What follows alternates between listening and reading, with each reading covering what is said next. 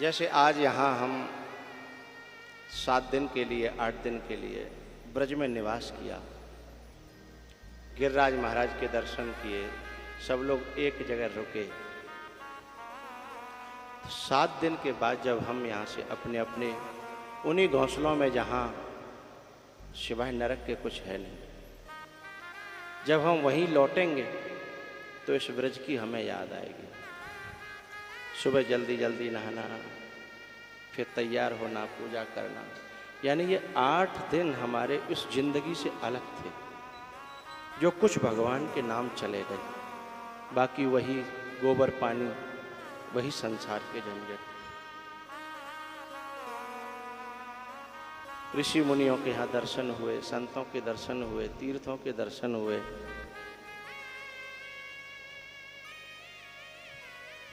जब यहाँ से हम लोग अपने अपने घर जाएंगे,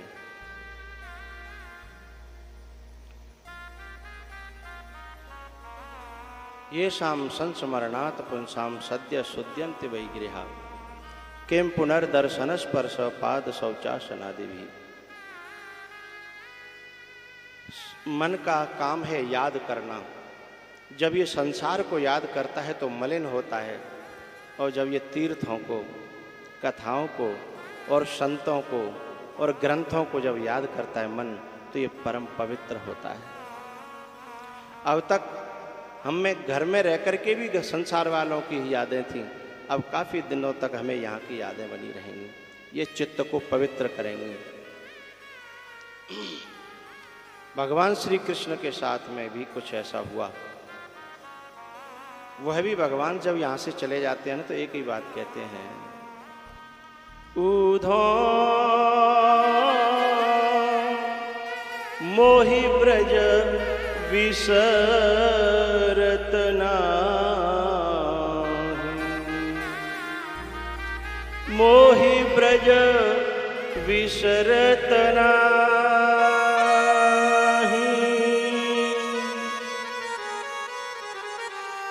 जब भगवान भी इस ब्रज को नहीं भूल पाए तो हम कौन से खेत की मूली हैं। उद्धव बहुत समझाते हैं भगवान को, लेकिन उनके चित्त में जो यहाँ की छटा, जो यहाँ का आनंद। आज कथा है कि भगवान के इस वृंदावन की लीला में खेलने के दिन पूरे हुए, और वहां से अक्रूर जी लेने के लिए चल दिए। अक्रूर जी जब चले तो उन्हें खुशी भी थी और थोड़ा दुख भी था। खुशी ये थी कि भगवान के दर्शन होंगे, लेकिन दुख ये था कि मैं कंस के षड्यंत्र में शामिल हो रहा हूं। भगवान गैया चराने के लिए आए इसी पहाड़ पर, जहां आज जिसकी तलहटी में हमें उन्होंने ही मौका दिया अपने गुण गाने का, श्रवण करने का, और तुमको मौका दिया कथा कराने का। यह मौका हम और आप सबको बहुत ही, जब पुण्यों के फल इकट्ठे होते हैं तब कहीं जाकर के मिलता है। अक्रूर जी जब यहाँ आए और भगवान गाय चराने के लिए जंगल में गए, एक ग्वालवाल आया कि चल खेलेंगे, लेकिन भगवान को रोना आ रहा था, क्योंकि भगवान को पता है कि मेरा लेबुआ चल दिया है और मुझे यहां से अब जाना है। 2 प्रकार के लोग भरत जी के साथ चित्रकूट पर गए थे। एक तो वो थे जो थे तो भरत के साथ, लेकिन उन्हें घर अच्छा लग रहा था, घर की याद आ रही थी, और ये कह रहे थे कि हम यहाँ कहाँ फंस गए। और एक वो थे जो ये कह रहे थे कि एक एक क्षण को प्यार से जी लो, क्योंकि ऐसा मौका फिर मिला न मिला। और सच में ये जिंदगी हमें प्यार से जीने के लिए मिली है। इस कोरोना काल ने बड़ी शिक्षा दी। न जाने कब किसका पूत छिन गया, कब किसका बाप छिन गया, कब किसकी पत्नी छिन गई और हाथों से छीन करके ले गया। बाद में लोग पछताते रह गए कि मैं इनके साथ ऐसा नहीं कह पाया, मैं ये नहीं कर पाया, मैं वो नहीं कर पाया। भगवान को रोना आया जब वो कहने लगा कि चल खेलेंगे एक सखा तोक नाम का। भगवान ने कहा कि आज खेलने का मन नहीं है, क्योंकि भगवान को ये पता है कि कल किसके साथ खेलेंगे, क्योंकि आज तक का ही मेला है, ये आज तक का ही मिलन है, कल हमारे पास ये खेलने के लिए नहीं आएंगे। लेकिन अभी ग्वाल वालों को नहीं पता। इतना कह करके आंख भराई भगवान की और सखा ने पूछा, अरे लाला क्या बात है, तू आंखों में तेरे पानी? बोले नहीं नहीं ऐसी कोई बात नहीं है। वो गया और सबको बुला के ले आया कि लाला की आंखों में आंसू है, कोई बात है, चलो। सब चले आए, लाला से पूछने लगे, उन्होंने कुछ बताया नहीं। बोले चलो। लौट करके गौशाला में गाय बंद की, लेकिन आज वो माहौल नहीं था जो रोजाना की खुशी से गाय चराते हुए भगवान आया करते थे, वो माहौल नहीं था आज। गाय बंद की और भगवान के पास जाकर के अक्रूर जी के पास जाकर के भगवान गले से लिपट गए और बोले, आप मुझे लेने आए हो, मुझे तो पता है, पर मेरी मैया को मत बताना, क्योंकि मेरी माँ को मैं बुढ़ापे में मिला और अब तुम छीनने आए हो, मेरी मैया रो करके बुरा हाल कर देगी, अभी माँ को मत बताना। रात बीत जाने दो, सुबह होगी, मैं अपने हिसाब से उनको डील करूंगा। ठीक है। अक्रूर जी तो मान गए, लेकिन न जाने कहां से बात फूट गई, लीक हो गई, क्योंकि बात छुपाना बड़ा मुश्किल होता है। सभी गोपियां ग्वाल बाल सब दरवाजे पे आ गए रात्रि में ही, और रो रो करके ग्वाल वालों से गोपियों ने कहा कि अपने सखा से जाकर के कहो कि वो हमें छोड़ करके क्यों जाना चाहता है, वो जैसे कहेगा हम वैसे रहेंगे, वो जो बताएगा वो हम करेंगे, लेकिन वो हमें छोड़ के जाए ना। ग्वालवाल भगवान के कमरे में गए और जैसे ही अंदर प्रवेश किया, भगवान उठे और सब ग्वालवालों को गले से लगा लिया और सभी ग्वालवालों को समझाया कि भैया हमारो तुम्हारो इतने दिना को मिलन विधाता ने लिखो, इतने दिन हम तुम संग रहे, अब मेरे कर्म के मार्ग पर जाने का समय आ गया, तुम अपने कर्म पे जाओ, मैं अपने कर्म पर। इतनी देर में वो गोपियां जो रो रही थी ना, उन गोपियों के रोने की आवाज यशोदा के महल में चली गई और यशोदा रो पड़ी। यशोदा जग करके आई और दरवाजे पर गोपियां रो रही थी। यशोदा ने पूछा आकर के, अरे गोपियों क्या हो गया, क्या बात है, क्या हुआ? तब एक गोपी ने कहा, अरे बावरी यशोदा, अरे बोहरी यशोदा, तो को पतो ही ना का भयो, अरे मोय तो बताओ। तब एक सखी ने कहा, श्याम सकारी जाएंगे, नैन मरेंगे रो,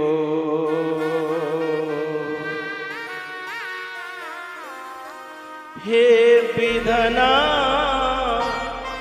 ऐसी रैन कर, सो भोर कबहू नहीं हो।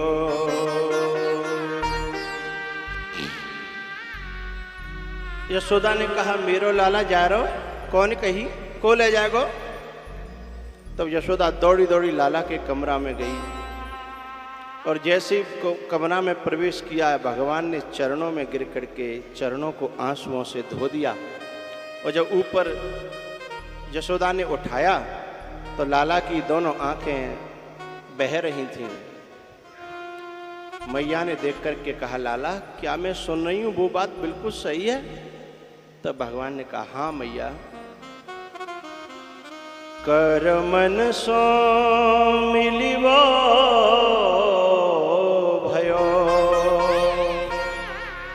कर्म ही तो बिछुड़ा। री बावरी कर्म संहार ले, आंसू का ही बहा। यशोदा को जैसे तैसे समझाया और कहा, माँ अब मेरा प्रेम की जो लीलाओं का समय था वो पूरा हो गया, अब मुझे आशीर्वाद दे, क्योंकि मुझे कर्म के पथ पर जाना है। और मैया एक न एक दिन सबको बिछड़ना पड़ता है, एक न एक दिन माँ बेटी बिछड़ती हैं, बहन बहन बिछड़ती हैं, बाप बेटा भी अलग होते हैं। ऐसा कौन है जो जिंदगी भर साथ रहा? या तो समय जीते जी अलग कर देता है, और नहीं तो फिर दूसरे तरीके से अलग कर देता है। बिछड़ना तो सबको ही है माँ, कभी सदा कोई किसी के साथ नहीं रहा। मैया को उपदेश देने लगे। मैया ने कही, लाला मुझे तो लगता है आज वो दिन आ गया जो पंडित जी ने बचपन में तेरा हाथ देख करके बताया था कि यशोदा तेरो लाला राजा बनेगो, लेकिन जब राजा बनेगो तो तू हमेशा हमेशा के लिए दूर हो जाएगी, तुझसे छूट जाएगा, तेरे हाथों से निकल जाएगा। तो मुझे लगता है कि वो समय वो दिन आ गया है। लाला मैं तुझे जाने से रोकूंगी नहीं, क्योंकि जो लिखा है उसे कोई मिटा नहीं सकता, लेकिन मेरी एक प्रार्थना है। बोले हाँ, कि तू तो मेरे बिना रह सकता है, पर मैं और तेरो नंद बाबा तेरे बिना नहीं रह पाएंगे। इसलिए एक मेरी प्रार्थना है, तू राजा बनेगा, बहुत बड़ो, तेरे नौकर चाकर दास दासी सब होंगे, बड़े बड़े महल होंगे। तो तेरे महल में कोई नौकर चाकर की, दास और दासी की जगह खाली हो, तो हमारा बुढ़ापो तेरे दर्शन कर कर के तेरे सहारे से कट जाओ। तू हमें काउ नौकर दास दासी की जगह राख लियो, हम काउते नहीं बताएंगे कि हम तेरे मैया बाबा हैं। तो शर्म लगे ना बतावे में कि जी मेरे मैया बाबा हैं, तो हम छुप करके बस तू सुबह शाम निकलेगा तो हम दर्शन कर लेंगे, हम किसी से नहीं कहेंगे।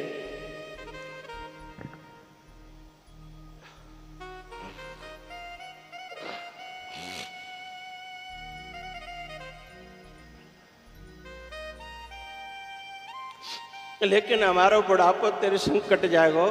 एक तो तू बुढ़ापे में मिलो और उसमें भी बीच मझधार में छोड़ करके चला जा रहा है। हमको कोई सहारा तो बता, हम जिए तो कैसे जिएंगे? भगवान ने कहा, माँ मैं तेरो सदा ऋणी रहूं और तेरो ऋणी ही रहूंगा। तू कभी मत सोचना कि मैं तेरे को दासी की जगह पर बैठने भी दूं। अभी आधी रात है, चल अभी सो जा। भगवान माँ की कमरे में कर आए माँ को, लेकिन अब कहीं नींद आती है।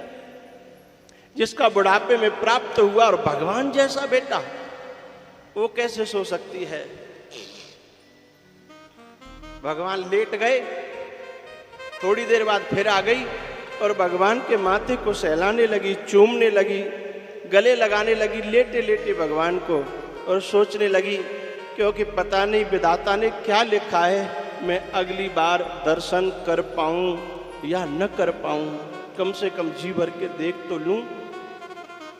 सुबह हुआ, भगवान को जगाया, नहलाया धुलाया, लेकिन आज और दिन की तरह खुश हो करके नहीं, आज रो रो करके सजा रही है भगवान को। सुबह सभी ग्वाल बाल गोपियां दरवाजे पर थे, भगवान एक एक करके सबसे मिले और उनके साथ जुड़ी हुई यादें सब उभर के आने लगी। सबसे एक एक करके मिलते हुए नंद बाबा के पास पहुंचे, बोले बाबा को प्रणाम किया और बाबा से कहा, बाबा मुझे क्षमा करना, मुझसे कोई जाने अनजाने में त्रुटि हुई हो क्षमा करना। मेरी नटखट और बाल लीलाओं को अपने चित्त में ज़्यादा मेरे से जो कुछ गलत सत बातें निकली हों उन्हें हृदय में मत रखना। बाबा ने उठा के हृदय से लगा लिया और रो पड़े। मन है व्याकुल नयन सजल है, कैसी कठिन विदाई हो।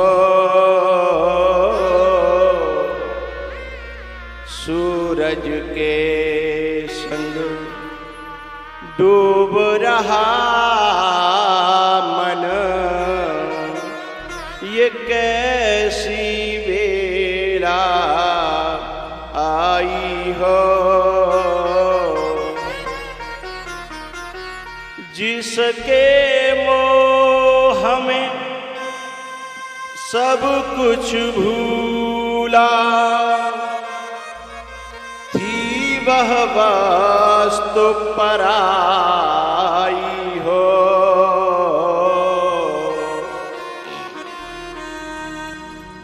कड़वे विष से भी कहीं बढ़ कर कड़वी रहत सच्चाई हो।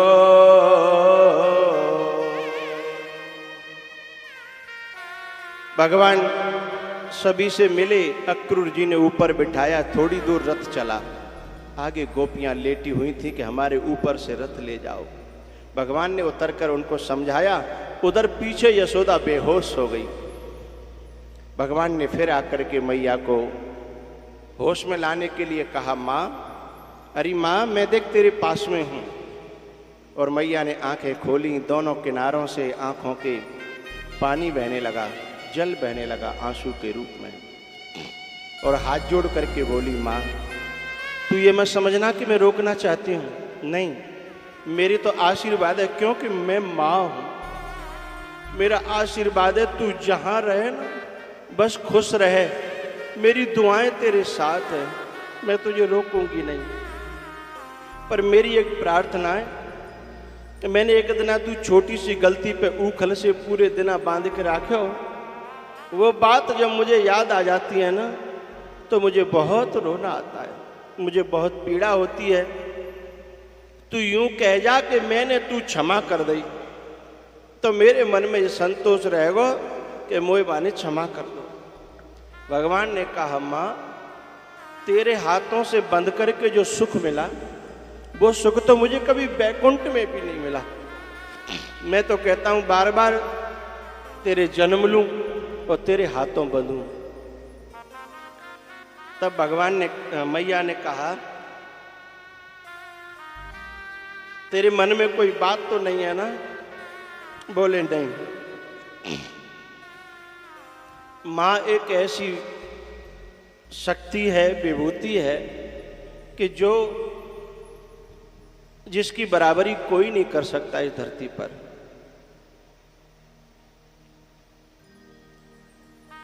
निस्वार्थ रिश्ता, और माँ सबको समेट के चलती है और सबको सबकी सुनती है। औलाद भी माँ से कहती है, बाप भी माँ से कहता है, बहू भी माँ से कहती हैं, बेटियां भी माँ से कहती हैं, और वो सबको समेटती है और सबकी सुनती है। इतना धैर्य, इतना बड़ा कलेजा इस धरती पर किसी का नहीं होता।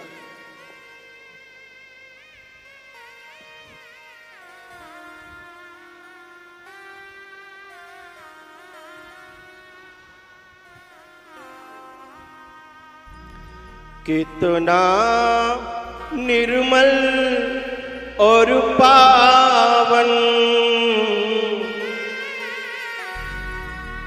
है माँ बेटे का नाता।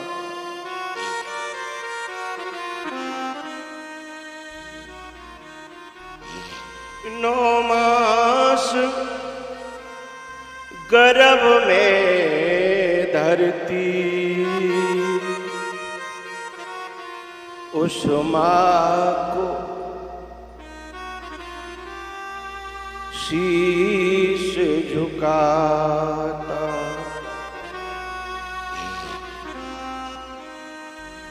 बेटा कोई मां से रूठे, मां सौ सौ बार मनाए।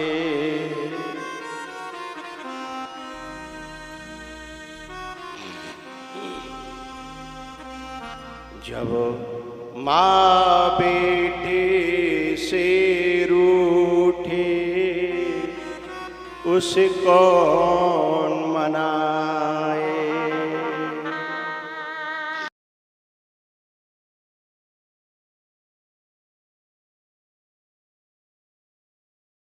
का शब्द हटा दिया गया। सुर नर मुनि, मुनि तक आ गई, लेकिन मां का शब्द इसमें नहीं डाला गया, क्योंकि मां एक ऐसी शक्ति है जो अपने पेट में और गोद में पाल करके पूरा पैरों पर खड़ा करने के बाद दूसरी नारी को सौंप देती है, अपने कलेजे के टुकड़े को ले जा। भाई जब न्यारे साजे होते हैं तो माँ का अधिकार ज्यादा होता है कि पत्नी का? माँ का ज्यादा अधिकार होता है। उसके बाद माँ ये कहती है नहीं, यदि तेरी बहू बुरा माने तो तू मेरे पास मत आई हो, क्योंकि तो बाद में कलेश करेगी, तो झंझट करेगी, इसलिए तू मेरे पास मत आया कर। मैं तो कहूँ तो सुन लूंगी कि तू खुश है ना, बस मेरा कलेजा खुश हो जाएगा। इतना बलिदान कौन कर सकता है इस धरती पर? रही बात स्वार्थ की, कोई बेटा किसी का परदेश में और वो कहे कि मैं घर आ रहा हूं और घर वालों से पूछे कि मैं क्या लेकर के आऊं, पत्नी बता देगी ये ले आना, वहां की ये चीज प्रसिद्ध है। बहन कहेगी ये ले आना, और कोई कहेगा ये ले आना। लेकिन जब फोन माँ के कान पर जाएगा ना, तो माँ यही कहेगी मुझे कुछ नहीं चाहिए, तू आ जा, तू ही मेरी दौलत है, तू ही मेरा धन है, तू ही मेरा सब कुछ है। कोई इच्छा नहीं रखती। जब वो आ जाता है ना, तो बीमार पड़ी हो बिल्कुल ठीक है जाएगी, मुझे कोई बीमारी ना।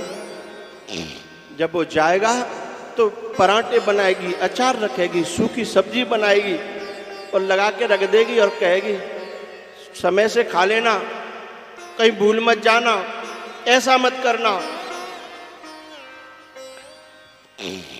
और खुद को कोई तारी लगा करके दे कि ले खा ले, तो अपने हलक में एक टूका नहीं जाता। क्या कहती है, कितने दिनों बाद आयो और फिर चले गो, अब पता नहीं कब मिलेगा, और मैं जब तक जिंदी रहूंगी कि नहीं रहूंगी। और ऐसा सोच करके थाली को फिर छोड़ देती है। भगवान ने अपनी माँ को गले से लगाया और कहा माँ, मैं चाहे कितना बड़ा राजा है जाऊं, कोई है जाऊं, लेकिन मैं हमेशा तेरो ही लाला कहूंगा। जसोदा को लाला, जसोदा को लाला, जसोदा को लाला।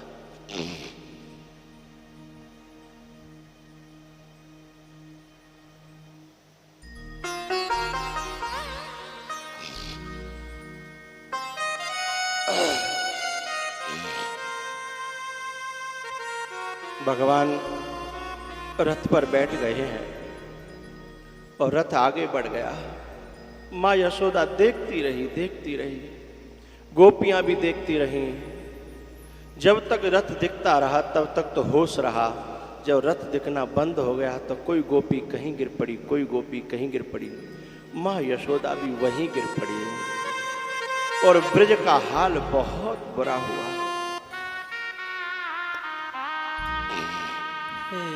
विधना तेरी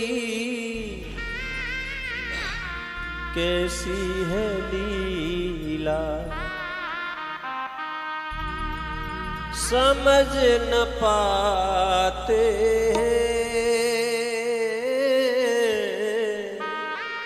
समझ न पाते हैं।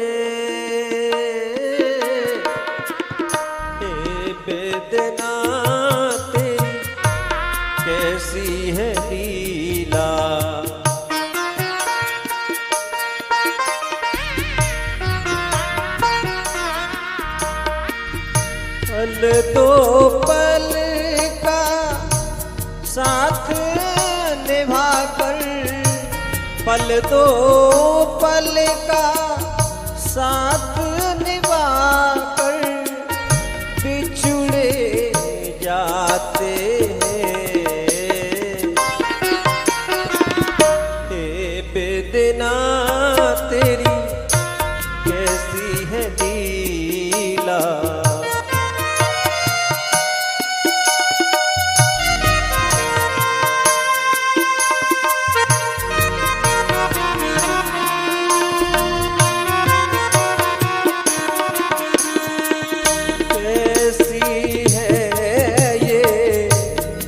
की माया ना कोई भेद किसी ने पाया।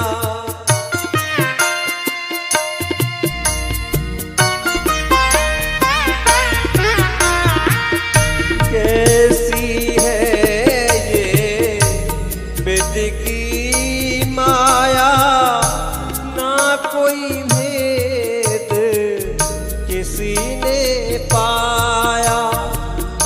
या तो रहता वियोग वियोग ही, काहे को ये मिलन बनाया।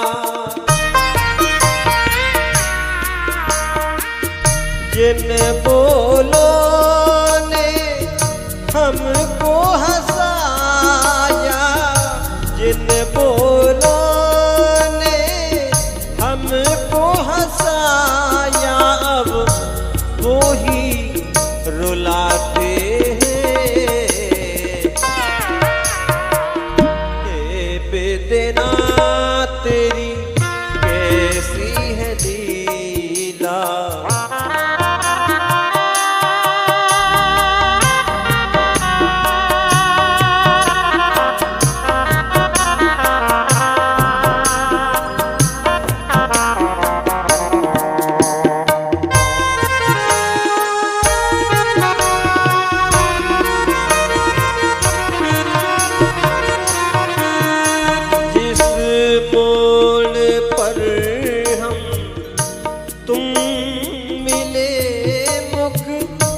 मोड़ कर क्यों चल दिए। हम तो तड़पते रह गए, तुम छोड़ कर क्यों चल दिए। कारी कमरिया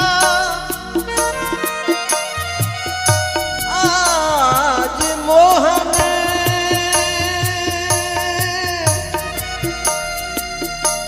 उड़ी करे क्यों चल दिए।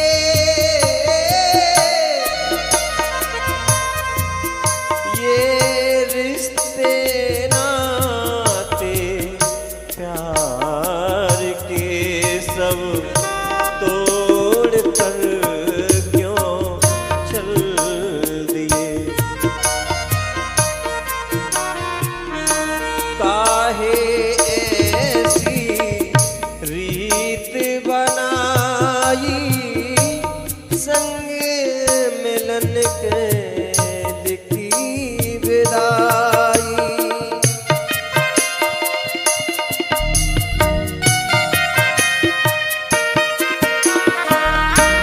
काहे ऐसी रीत बनाई, संग मिलन के लिखी विदाई।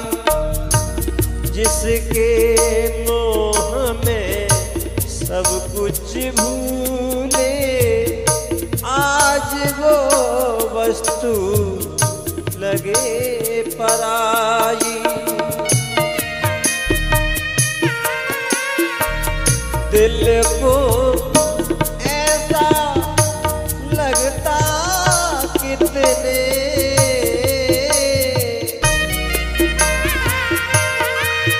मेरे प्यारे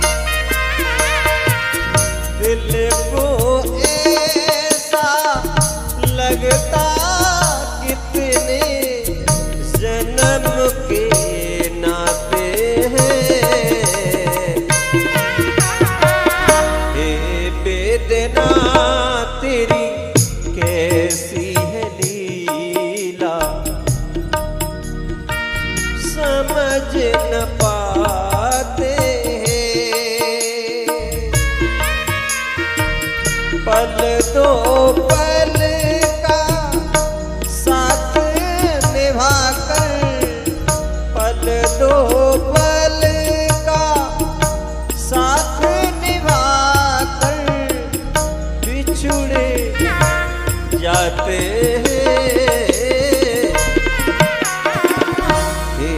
बेदना तेरी कैसी है लीला समझ न पाते समझ न पाते समझ न पाते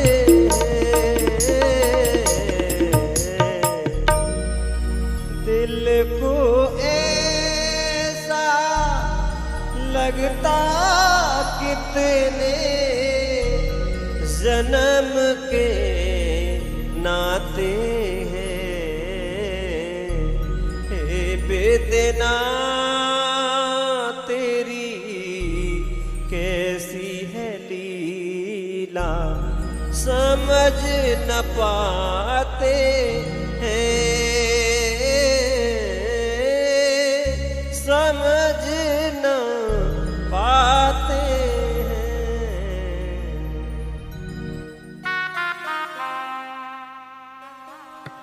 भगवान अक्रूर जी के साथ में यमुना जी किनारे पहुंचे हैं। अक्रूर जी को बड़ी चिंता हो रही थी कि कहीं कंस इनको मार न डाले। भगवान ने कहा, काका यमुना जी पार करनी है, आपको स्नान तो नहीं करना? बोले कर लूं तो ठीक है। अक्रूर जी ने स्नान किया तो नीचे जल में डुबकी लगाएं तो भगवान का चतुर्भुज रूप और उनकी आरती उतर रही है, देवता लोग स्तुति कर रहे हैं, ऐसा दर्शन हो। और जब यमुना जी से बाहर निकलें, डुबकी लगा करके ऊपर देखें तो भगवान रथ में बैठे हैं और मुस्कुरा रहे हैं। फिर अंदर डुबकी लगाएं तो वही चतुर्भुज दर्शन, ऊपर देखें तो भगवान का दर्शन, मुस्कुराते हुए रथ पर बैठे हैं। तब आकर के भगवान से कहा, ये क्या लीला है? भगवान ने उपदेश दे करके कहा, आपको डरने की काका जरूरत नहीं है। तब फिर अक्रूर निश्चिंत हुए, मथुरा में पहुंचे, कंस का धनुष तोड़ा है और कंस का उद्धार किया है, अपने माता पिता को जेल से बाहर निकाला, नाना जी को जेल से बाहर निकाला है। जरासंध जो कंस का ससुर था, उसने फिर मथुरा पर चढ़ाई करी, 17 बार उसे हराया। 18वीं बार वो अपनी सेना में संतों को और ब्राह्मणों को भर्ती करके ले आया। उन पर भगवान हाथ नहीं उठा सकते थे, इसलिए वहाँ से भगवान पलायन कर गए, रणछोड़ बन गए। रणछोड़ बन के पहुँचे हैं द्वारिका और समुद्र में अपनी योग माया के द्वारा द्वारिका बसाई। उस द्वारिका में कुछ दिन बाद बलदाव भैया का विवाह रेवती जी के साथ में हुआ और भगवान के विवाह नहीं हो रहे थे तो नारद जी महाराज ने जगह जगह भगवान का यश सुनाया। और जो रुक्मिणी थी वहाँ भी भगवान की प्रेरणा से नारद जी गए और नारद जी ने यश सुनाया भगवान का। तो रुक्मिणी ने अपने मन में नारद जी भगवान का वर्ण कर लिया और रुक्मिणी का विवाह हो रहा था शिशुपाल के साथ, दुर्योधन और ये जो रुक्म था, रुक्मिणी का भाई, इनकी सलाह थी। लेकिन भगवान को पत्र भेज दिया, श्रुत्वा गुणान् भुवन सुंदर शृण्वतां ते निर्विश्य कर्ण विवरैर्हरतोऽङ्गतापम् रूपं दृशां दृशिमता मखिलार्थलाभम्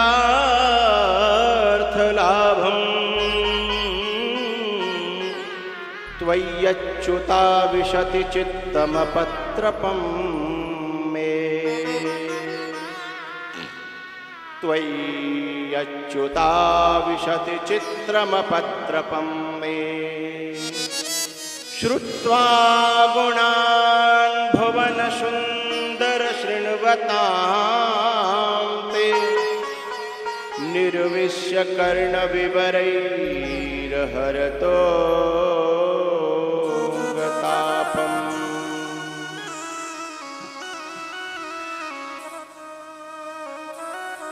भगवान को पाने का सबसे प्रथम सोपान यानी सीढ़ी है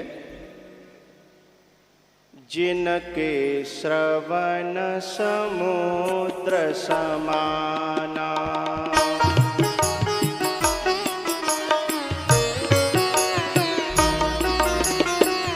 जिनके श्रवण समुद्र समाना कथा तुम्हारी सुभग सरिनाना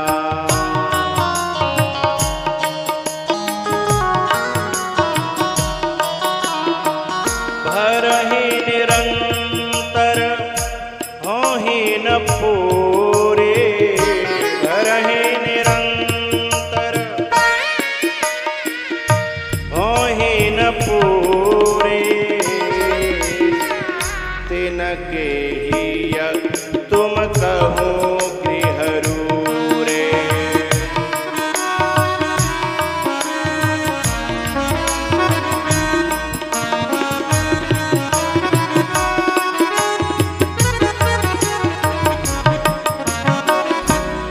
ये भक्ति रुक्मिणी ने करी।